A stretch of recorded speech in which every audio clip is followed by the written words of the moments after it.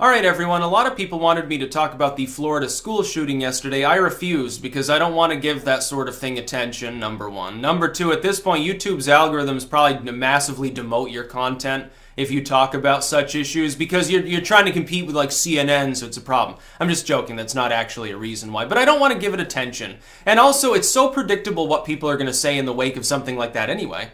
Some person's going to say, we need less guns. Another person's going to say, no, that's not true. You're a traitor. And that's what the whole national debate ends up boiling down to that. And ultimately, nothing will be done. Ultimately, nothing will be done. But there's a silver lining to that fact, which is that the true crime spike in this country, when we're talking about gun crime, when we're talking about violent crime in general, the true crime spike is 1980s through early 90s. It peaks in the mid-90s and then it starts to decline. And I'll tell you why it's declining.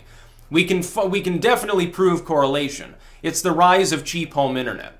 For two reasons. Number one, it allows people who are socially isolated and thus potentially more likely to snap. It allows them to attain catharsis. You know, they can play the violent video game. That helps. They can also talk with people. Now, there's something funny, and I've seen this from the left. The left has said now for a year, well, if free and open internet debate, if free speech and the ability of people who are extremists to speak help to prevent them from violence, we would have seen evidence of that by now. Blah! And they puke out of all orifice when they're saying this bullshit. They fill everyone who's sane with reprehension because they're so obviously wrong. Look at the statistics. The peak of crime coincides with the early wave of truly cheap home internet starts driving the violent crime rate down. It's already working. We've already been telling you, but the crime rate can only fall to a certain level. Look, literally speaking, if you wanted the crime rate to fall further, you'd have to rescind existing gun control. You'd probably have to get rid of the automatic weapons ban, any bans on suppressors and other peripheral accessories, and everything associated with them, and allow gun imports as well. You know, there are import bans as well in this country. You'd have to rescind it all. Literally, the violent crime rate in this country was lower back during an era when people could own Tommy guns. People need to understand this. Per capita, the violent crime rate was lower at that point in our history. Now, this doesn't make sense if gun control is a magic panacea to all of your problems. And by the way, the FBI lumps in a third of all those gun deaths are suicides. A significant proportion of all of those reported deaths. And a lot of countries, they don't put suicide with the overall gun death rate. They have it in a separate category. So by the way, when you see statistics saying we're the most violent country, ignoring most of the third world, but we're the most violent developed nation, we're actually not. Not once you fix the fact that people conglomerate their statistics differently. Marco Rubio comes out and he delivered a fairly decent rebuttal to the idea of gun control. And he pushes the line. This has been the GOP's sort of new thing.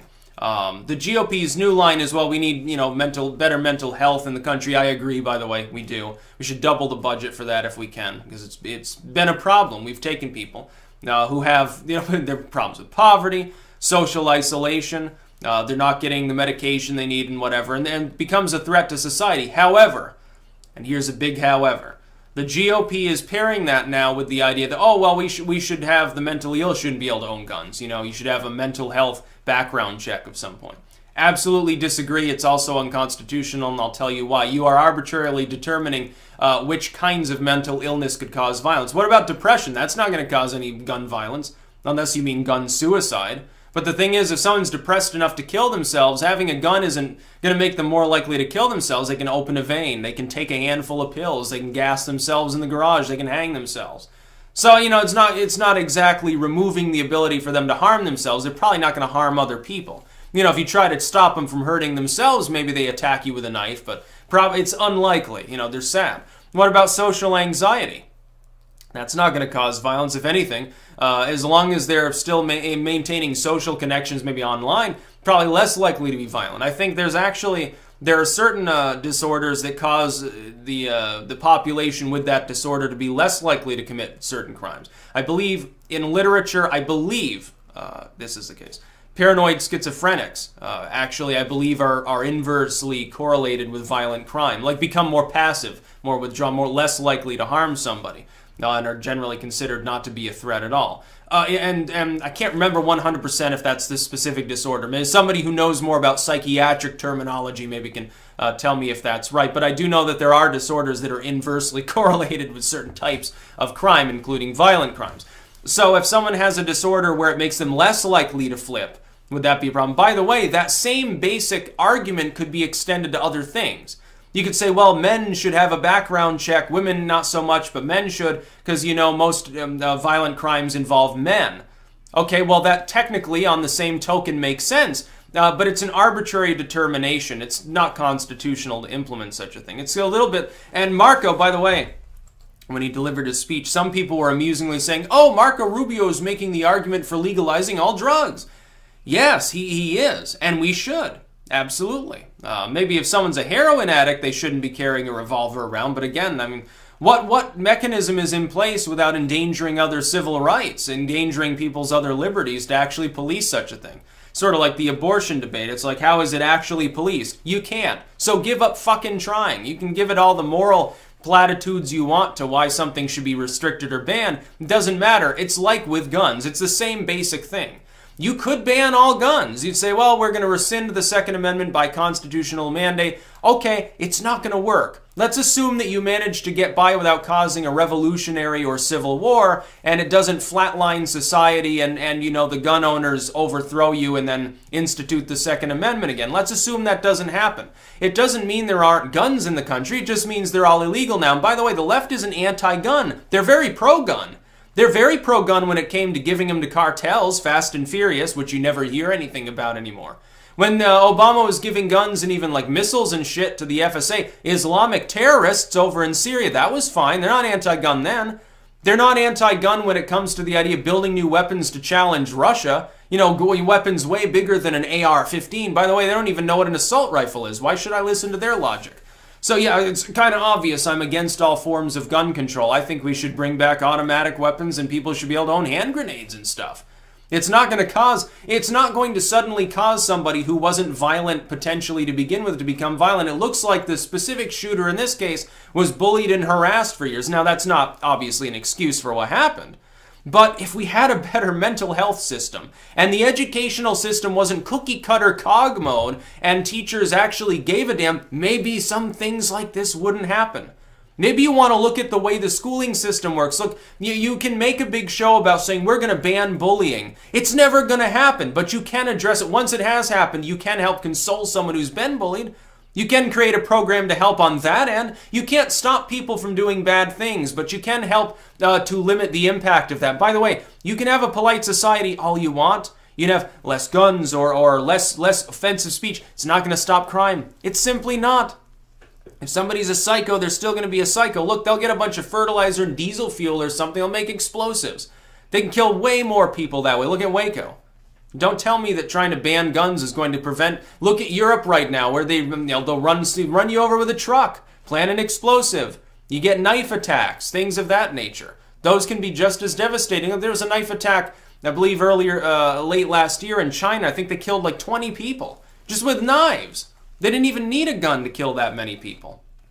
And by the way, you still don't want to talk about the correlation between certain, maybe zealot cults and violent crime. That's considered unacceptable, but it's totally okay to say, well, the Armalite 15 rifle is an automatic 1,000 round a minute baby killer and should be banned. Then they drag in the little comparison with cars. They're like, oh, guns should be regulated by cars. You need a license and, it has to be tested. We have to make sure you're competent. Yeah, and also I can own 20 cars. As long as they're on my own property, you can't restrict them at all. I don't pay taxes on them. I don't need to insure them. You're not responsible for... I can modify them in any way I want. That sounds okay. Yeah, so as long as the gun is on your property, you can convert it, make it fully automatic. You make it a grenade launcher. You can manufacture its own. You can have an ammo mill. It's okay. Yeah, that sounds like a fair trade-off. Not a great one. Because the people who would do that primarily would be crazy, but you could implement that. Some people have said, oh, I wish that my ovaries were regulated the way guns were, which is not at all. Okay, so you need a waiting period to have sex. Okay. Background checks in most cases, for 90% of your prospective mates, you need that, a background check. And in some states, you can only have a certain number of egg cells to be ammunition. Yeah. By the way, fuel, you can buy fuel too. I don't see car ammunition being limited as far as magazine size. It's saying you'd only have a two gallon tank on your car because any more and it might be threatening to people. You might run more people over with your assault car, with the expanded car ammunition magazine. Come on. So the left's not in favor of gun control when it comes to foreign militants or to cartels or to the military. Look at Kent State. The one school shooting they never talk about is Kent State. Now, wonderful. Let's give the government. Trump is Hitler. Let's give him the right to confiscate people's weapons. Nothing could go wrong with this plan. Do you realize how doofy you sound? Do you realize how moronic that sounds? Look, at some point, you've got to start using a little bit of common sense and stop just trying to morally, like virtue signal. Like, I get this every time I would talk about this. I guess I'm saying, you just want dead children. No, it's a case of, I don't think that dead children is prevented by taking guns out of law-abiding hands. I don't think dead children is prevented by that. I think preventing dead children involves more spending on mental health, yes. Better school system, like stop being cookie cutter mode. Government, the federal government being involved in the school system is a disaster. We should give it back to the states and just have rudimentary judicial oversight to make sure it's not like discrimination or some school district is so terribly underfunded it's got dirt floors. That's fine. Otherwise, get the federal government out of teaching standards. Number 3, get rid of shitty teachers. Some of the problem lies on the backs of teachers. You've got some teacher, they're tenured, they're in a union so they can never be fired. They don't even care about their students. They're not going to talk to them after class. They're going to do the bare minimum that they can do. They're not serving the students well. And even if there isn't a school shooting, they go on, they graduate, they have a subpar education, now they can't get a job. Have you not screwed them for potentially the rest of their fucking lives? And then you've got all these people in government. Trump is correct. He says it's not enough to simply say, feel like we're doing stuff or say we're doing stuff. We need to actually do something about this. Yes, exactly. And for years now, all it is bickering over whether this class of firearms should be banned or not. That doesn't solve anything. The ban's not going to happen. You're not going to get your way. It's unconstitutional. Deal with that fact and find some other solution. You don't want to know one way to reduce the violent crime rate? More free speech online, and I shit you not that would actually happen. You prevent a lot of this censorship, you'll see another decrease in the crime rate. I absolutely guarantee it. Try it. Try it. Trump should come forward and suggest that. Look at the statistics. Look at the obvious correlation there. Look at the obvious correlation for 20 years of data, nonstop, between violent crime, not just gun crime, but violent crime in general, and the rise of the internet allowing people psychological catharsis for their various problems in life.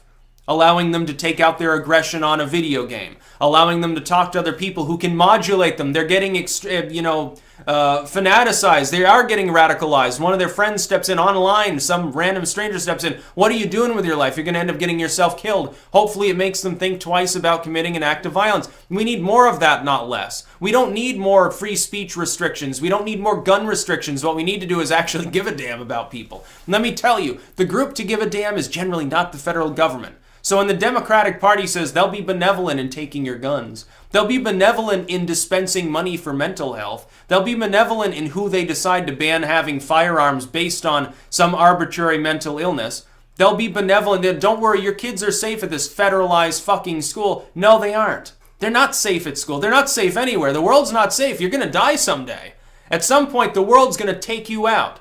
That you can avoid it for 100 years. At some point, you're going to be below ground or turn to ashes, or they're going to put you in one of those capsules with fertilizer where they bury you with a sapling and turn you into a tree, or they're going to compress you into a piece of cubic zirconium. You will be quite dead someday. Nobody escapes the world alive. If you want to prevent people from premature and crazy death like this, if you want to protect your kids, let them speak freely. Help them when they're being bullied. Don't have these teachers unions that shield teachers that are shitty and don't do anything about these problems. I had situations. I went to good schools generally, but there are always going to be teachers that don't give a fuck. Fire them. Get rid of them. They shouldn't be protected by the unions. Come after the teachers unions if you want to go after a group that causes crime. By underserving kids, that's going to drive the crime rate up. By not caring if they're bullied, that could cause a school shooting. Breathe down their necks. The NRA is not telling people to kill each other. It's just not happening. So yeah, there's my thoughts on it. People need to stop the virtue signaling. Anyone who wants to have a debate on the topic and say Styx wants dead children, you're welcome to it in the comments section, of course. I'm not going to go on video and do that. I've got better things to do, like drink highly caffeinated beverages. That's about all. Peace out.